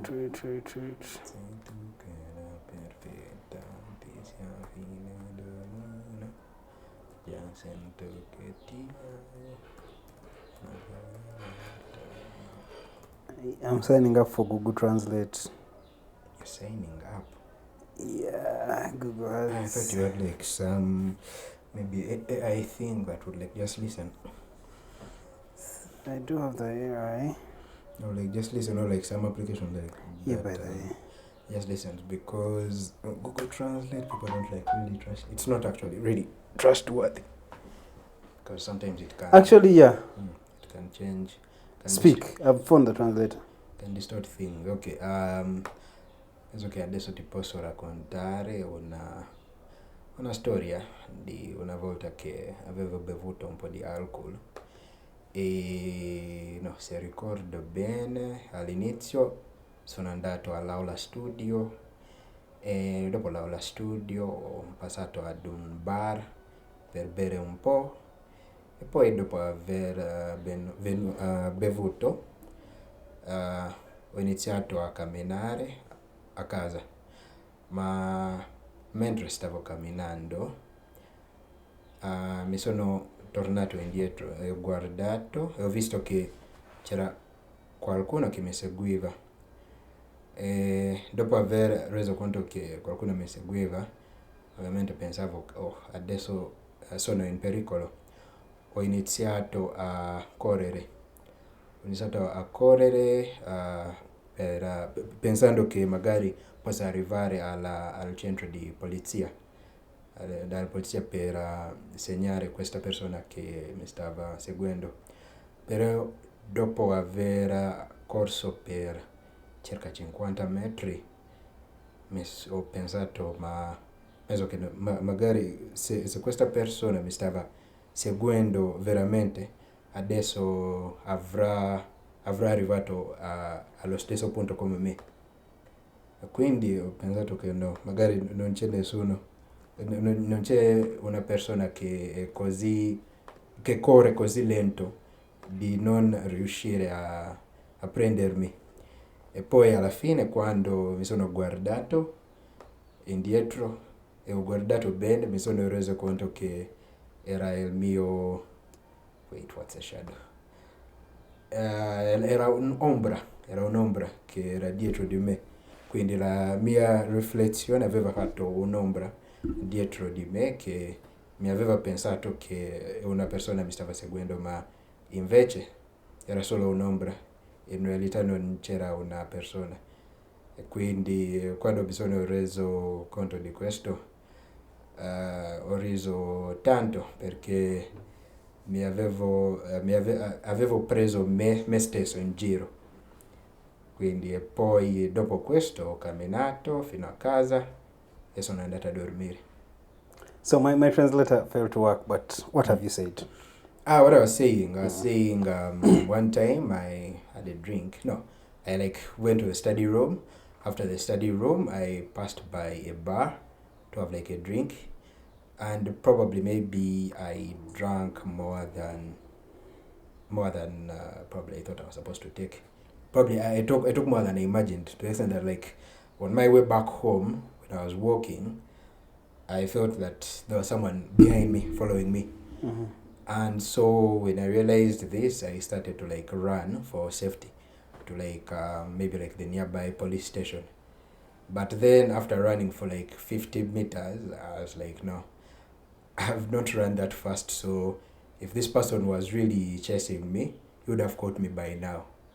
So then I turned to look, and when I turned to look, I realized it was just my shadow which was following me. You were that drunk? Following me, so... How long did... You probably already answered that. How long did it... That was Italian, right? Yeah, that was Italian. Not French. Had you passed the French orals? Yeah, definitely.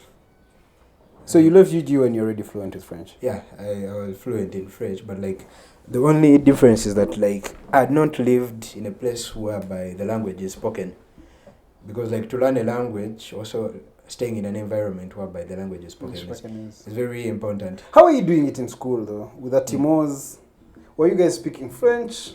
Man. But for me, yeah, it finally paid off. I was in the computer lab really as a lab rat. Yeah, but I think even you could still do computer and French. Yeah, but I don't know. French was hard for me. I tried. I was in French class. I left. I don't know, there were many guys who were in French. Even Ziwa was doing French, right? Yeah, and that's actually the only subject who was able to beat him. So he was that smart. Rest in peace, Ziwa. Yeah, Ziwa was smart, man. He was that smart because I remember you could say, Form 1, Form 2, yeah, those years were okay. I was good in French. Then when I reached Form 3, first term there, I started flying. Even Sule did French. Yeah, he also did French. Sule, yeah, those are guys. So I first flunked a bit Form 3 first term. And then one day I just woke up and I said, okay, you know what? I'm going to make it my goal to top this class. To top this French class. I want to be the best student in the French class. So I started... You also got a D1? Yeah. Okay. Got a D1. So I worked on that, and by the time I reached Form 4, no one was above me. No one was better at French than I was. Of course, someone like Omondo, would compete a bit. Oh, yeah, Omondo. Yeah, but I would always win him. Very serious with French, and I remember. When I changed schools... Oh, it feels like I'm back in S2. Because now I've remembered Omondo and this French. This will be very serious. Yeah, actually, that's one of the few people I used to speak French with most. He was one of the few who were bold enough to actually try speaking. True. Most people would just cram stuff, okay, you're going to do grammar, blah, blah, blah, you write, you conjugate, you find the formula of conjugate. Me, the biggest problem was cramming. Okay, of course, apart from the bonjour, je m'appelle, wait, that's my name, right? Yeah. You remember that. Bonjour, je m'appelle, Makwamala, Elet, those both things of est, cest. And they started being funny. C'est la vie! Yeah. Like Navio. Yeah, so, I think one of the things that made it difficult was because words were not pronounced the way they appear. Yeah. Because now you tell someone c'est la vie, it's really does cheste la vie, but it's not correct. C'est la vie. So that's why I think that made it difficult for people to adopt the language. But me, that's also one aspect I liked about How easy has it been for you to adopt to languages around here from other cultures? Say Lusoga and Uganda really not so far away. I just need 2 days or 3 days speaking them Lusoga and I'm up to speed with what they're saying. Say That guy is one of my closest friends, but his language. What's the language? I don't know if he's a Mtoro, a Mnyankole, or who. He speaks whatever language comes from the West. He speaks all of them from that side. But all my friends, by the way, I have the closest to my friends. I have my like I want to call them uncles, but we're not like blood related. But it's been chunks of them in their land. But it's hard for me to learn the language. Practically, maybe I also don't really like it, but it's hard for me to learn it. Yeah, even where I need it for survival, because at some point we're like, okay, now you need to know the language to like get a job. Yeah, they're still in the country. Like we already know they're still in the country, so you must adopt to the things they say. Of course, you don't want to be stolen in language you don't even know. But I still failed. So for you, with the local languages and the international languages, okay, all of them are local languages. But how come you didn't see a need, or maybe you can speak other languages from here, like apart from Uganda, where are you from Uganda? No, I think speaking. No, I can't speak fluently, but I can just understand. Yeah, of course. Like, yeah, it's the words when someone is speaking, you'd understand. Like, you can't steal from me, really. No, because like when I was in Uganda, I didn't think there wasn't like a chance to learn like other languages apart from English and Uganda. So I've never like stayed in the West. I was always like in the central region, so I never got a chance to like maybe learn Runyankore or Rutoro or any of those other languages. I think I only stopped at greetings. And Chinese? You spoke of having so many Chinese friends. Chinese, well, I think there was a chance to like learn it, but I didn't really take up on it because I had no interest in like living in China or even the Chinese culture. So I think the only few Chinese words I would learn were just to like save my time. Because like for example, if I go to like a Chinese shop, I want to buy something, I speak in English, a person is not understanding, I speak in Italian, is not understanding. Then if I have like the Chinese word, it's just like magic. That's when they'll like understand. So I just learned maybe a few words, but I didn't really bother to like learn that language because I didn't see how it was going to like benefit me. How is the Italian and the French language benefiting you? Well, of course, the simplest thing is that like I'm able to like communicate with like different people, like actually with more people than I could have communicated with if I was like speaking only English. Yeah. Because now like in Italy, if I would meet a black person, I knew for sure there is a language we can use to communicate. We can use to communicate for sure. So unlike like someone who speaks only English, I met like a guy from like maybe Mali, he speaks only French. So if he speaks only French, you speak only English, then there's no communication. But me knowing like both languages then became like much simpler for me, and I was also able to help out like other people when like maybe they were like in terms of need, and like the language would be a barrier to them. Because now like in Italy, knowing the language was really important. Because actually I remember what was like a cue for me to learn the language. I remember I called 5 different people. Because like that time I think my phone, it wasn't a phone problem. Yeah. There was a problem with like the telecom company had like some issues. Maybe they had taken like some money or something of the sort. So I called 5 different people and I asked those 5 people the same question. But because I spoke English, everyone understood it in their own way. I got 5 different answers to the same question. So that's when I realized, okay, now I really have to learn the language. Because when you speak English, everyone would understand it in their own way. And even when you tell them, no, that is not what I'm saying, let me tell them, no, I understand what you're saying. Then you still continue like, no, I'm saying this, the person still insists. So in the end, you can't waste time arguing the person, so you just let him win. So to avoid all like that wastage of time, I decided to learn the language. And by learning it, what did I do? I started with I attended classes for like level A1. Then after level A1, I just got a textbook of level A2 and I studied it on my own. And I would also go outside and try to speak to people. So like in doing that, like speaking to people, watching movies, yeah, that's why I ended up like learning. And then also another thing which was like very important was let's say no, I didn't do this intentionally, but there's a point whereby I was put in a situation whereby I couldn't communicate with any other language apart from Italian. So this time I was staying in a university residence whereby there was no other person who could speak English. So the only language of communication would be Italian. So that meant that if I had to like communicate something, I was like forced to speak Italian. Yeah, I was forced to speak, so that like really helped because like for most people they can have the chance of learning the language, but as long as they're not in a position whereby they're like forced to speak, whereby it's like inevitable, then they don't like, bother. They don't bother.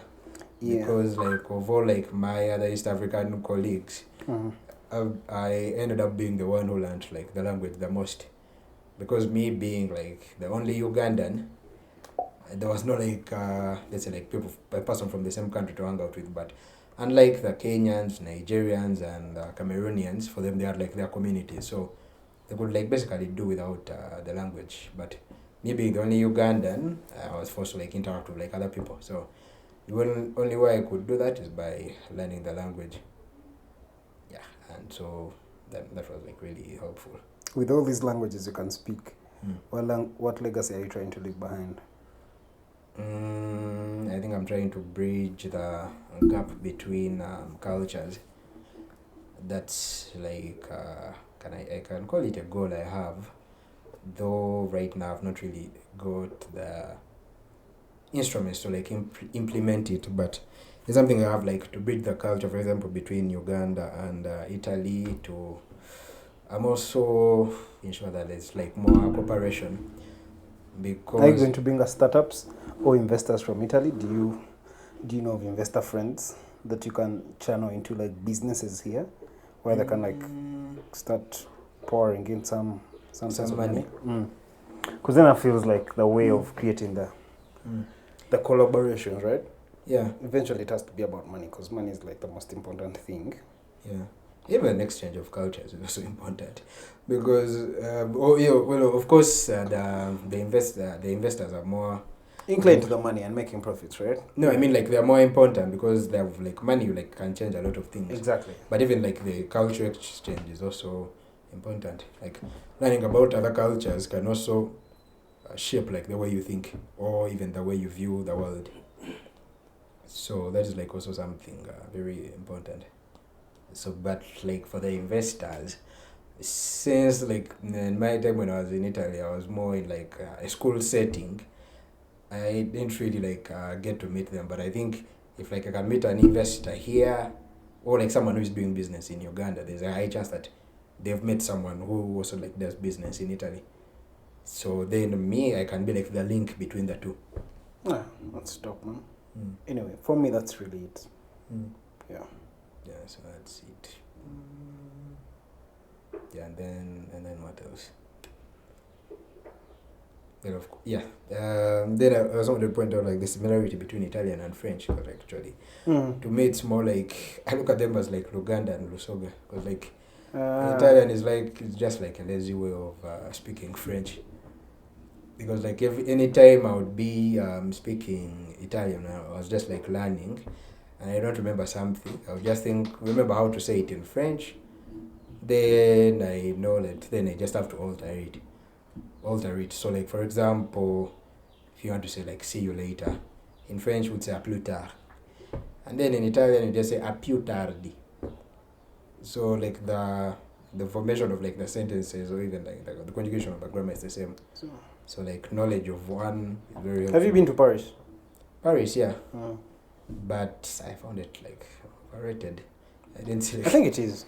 I thought it was like most of those places that people were like praising a lot. When I went to them, I found them like really overrated. Because now, for example, like the Colosseum in Rome, when you look at it in pics, it looks like some very nice building. But when I reached there, I was seeing like some very old, old bricks. To me, it just seemed like a pile of bricks.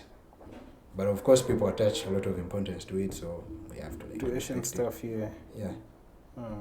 That and Paris. There's just a few monuments.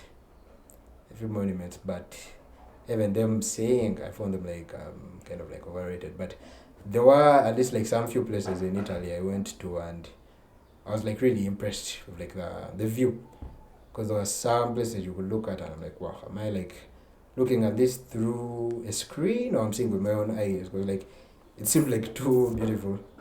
Like there's a city called Genova.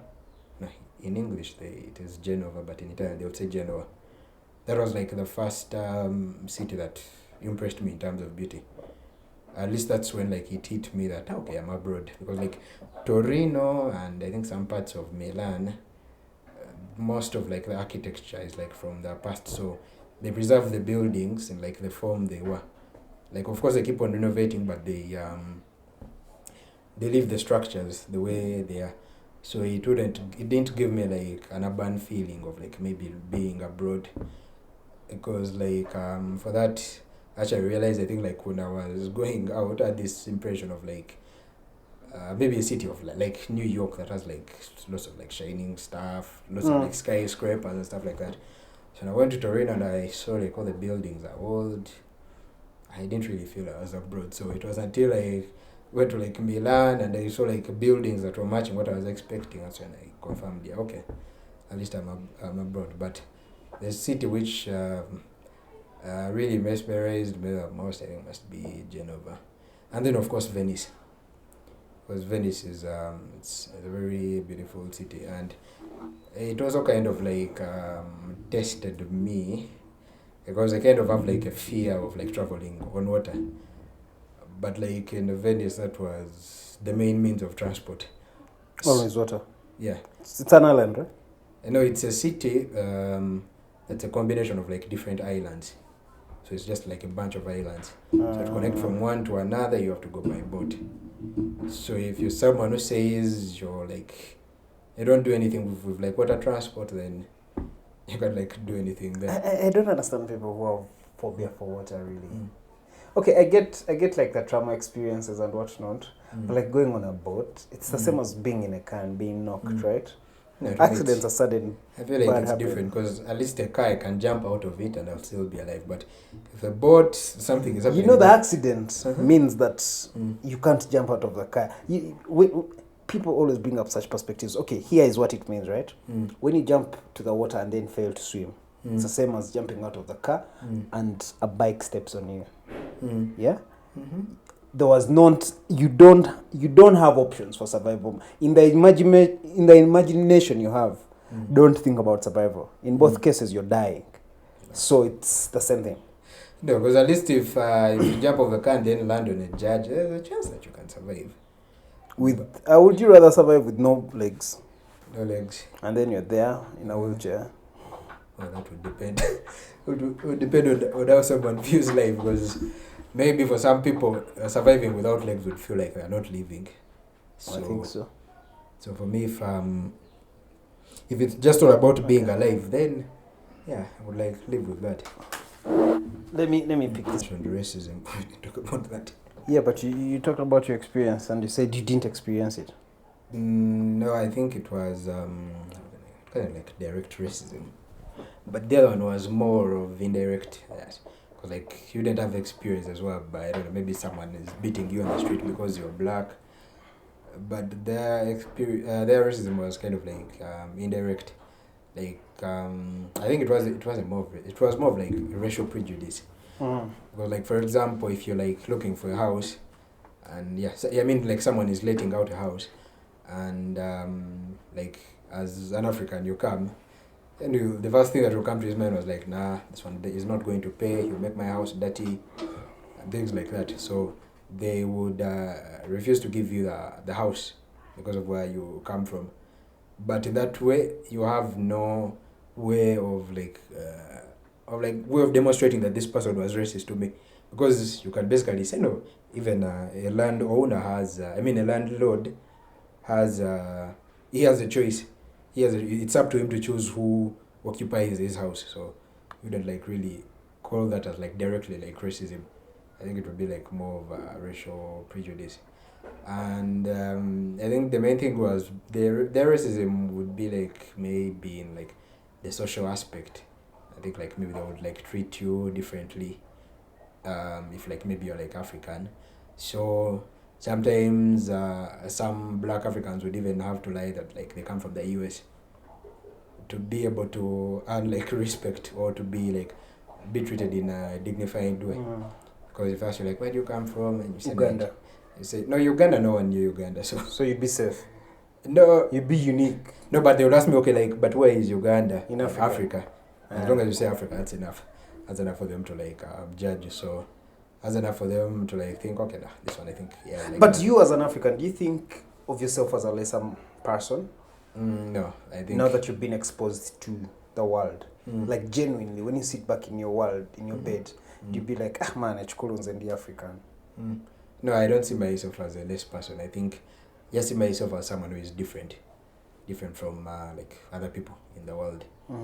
Because I think even the world would be boring if there was no diversity. So I think I'm just one of the people who make the world a diverse place. Because I think it would be boring if there was just one like black race or even white race, or just white people and black people. But because now we have Indians, we have Chinese, we have Americans, we have Italians, we have Nigerians, Kenyans, USA, I think that diversity makes the world a beautiful place. Yeah. So, and I think it also enables us to even like learn a lot about like each other, and realize we're actually not so different. Like we're all just humans. It's just that we stay in different locations, or we let's say our way of upbringing like is different because of the culture or even like the circumstances we grew up in. But at the end of it all, we're all humans. Because at first when this had just gone there, maybe people would say, no, his white people are very unkind, they hate us, they don't want us to thrive in this country. But when I actually interacted with the people, you learn that there's actually good people. So it's just that this person was judging them basing on his or her experience with them. Yeah, so all those judgments, for example, of saying maybe Africans are what? Yeah, like I remember like another story I can even tell you. It was like a funny one. It was at a bus station. I met like a lady, and then of course we made eye contact, and I greeted her, and then she asked me where I come from. I tell her Uganda, it's a country in Africa. And then all of a sudden she starts, but why is it that you African men are very philanderous? Like you guys are never faithful. You sleep around a lot. So I told her like, that's not true. Why would you say so? And then she tells me a story of like some guy she had dated, and they were like serious, and at some point they were even talking of marriage, until one time she found out that the guy actually had a family in Africa. So basically that experience is what she used to say that African men are not faithful. Just with her own experience. Yeah, so that's what I explained to her, that you see, I think you just had a bad chance of meeting someone who is unfaithful, but you can't declare that all African men are unfaithful.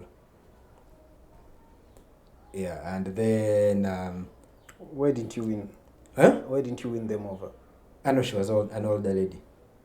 What does that mean? What does age have to do with anything? I mean, it matters a lot. It does it? It does, because if definitely someone who is older doesn't have a very attractive body as like someone who is younger. If they're broke, I mean, Beyonce is old. No, Beyonce is on another level. So me as a simple human being, I don't think I would get a chance to meet like someone like Beyonce, or to like basically interact with them on like a large scale. Would you though marry a richer woman, a woman who has more money than you? Yeah, I think so. If like she's able to respect me as the man in like the relationship, yeah, I would. Because like even if of course the problem with women is that sometimes when they get money they like develop a lot of like silly pride. But if a woman has more money than me and like she still respects me and treats me as a man, then that would work. Okay.